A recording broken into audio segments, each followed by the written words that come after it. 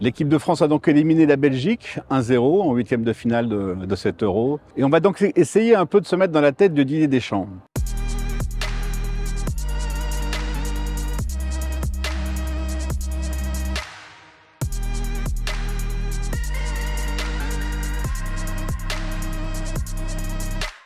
Et commencer notamment par son organisation de départ, qui était un 4-3-3 un peu surprenant. Surprenant d'une part parce qu'on s'attendait à un losange, d'après les échos qu'on avait pu en avoir, et parce que ce losange-là aurait été la logique même du choix des hommes. Quand on aligne Marcus Thuram, Kylian Mbappé et Antoine Griezmann, on ne pense pas forcément au 4-3-3, parce que Didier Deschamps dit souvent qu'il faut mettre les joueurs dans les meilleures positions, et la meilleure position de Griezmann, elle est forcément axiale. On voit quand même pourquoi Didier Deschamps l'a choisi. On sent bien qu'il a quand même voulu gagner aussi la bataille de la largeur, parce qu'on sait que la largeur, c'est justement la faiblesse du losange. Vous entassez les joueurs dans l'axe et sur les côtés, ça demande au milieu de beaucoup excentrer pour aller fermer les couloirs. Et vu la composition de départ des Belges, qui était très offensive sur le papier, c'était sans doute là aussi la volonté du sélectionneur de fermer un peu ses couloirs.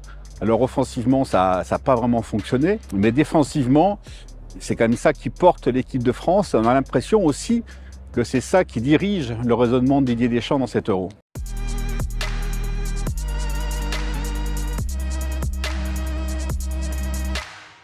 Didier Deschamps a battu son record changement un jour en finale de la Coupe du Monde en faisant 7 changements grâce aux 5 auxquels il avait le droit, plus la prolongation, plus un protocole commotion.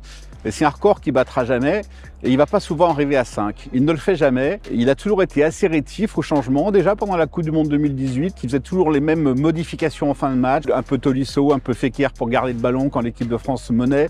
Et puis c'était à peu près tout. Dans cet Euro, il est de nouveau très réticent à faire un changement, sans doute parce que lundi, contre la Belgique, il avait un équilibre qui lui convenait et qu'il a voulu conserver jusqu'au bout, cet équilibre défensif.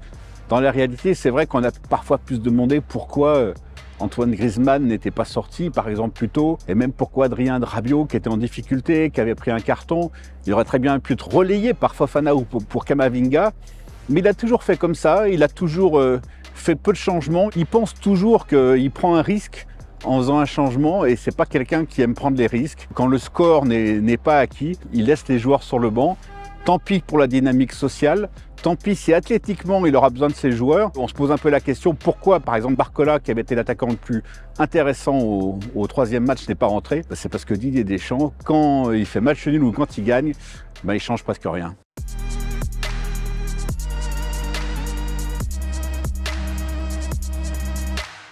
Sa conférence de presse lui ressemble en fait. C'est deux logiques toujours qui s'affrontent. La presse d'une part va appuyer sur le fait que l'équipe de France n'a toujours pas marqué un but dans le jeu par elle-même depuis le début de la compétition et sur le fait qu'on soit parfois un petit peu ennuyé lundi à Düsseldorf. Mais lui, il est dans sa logique, donc il valorise cette qualification en demandant de ne pas la banaliser. Il essaie de valoriser aussi ses choix de départ. Il a l'air assez content finalement d'avoir raison un peu contre tout le monde. On a senti un peu dans les conférences de presse précédentes qu'il commençait à réagir par rapport à l'extérieur. Alors il dit qu'il n'y a rien, mais tous les échos lui arrivent.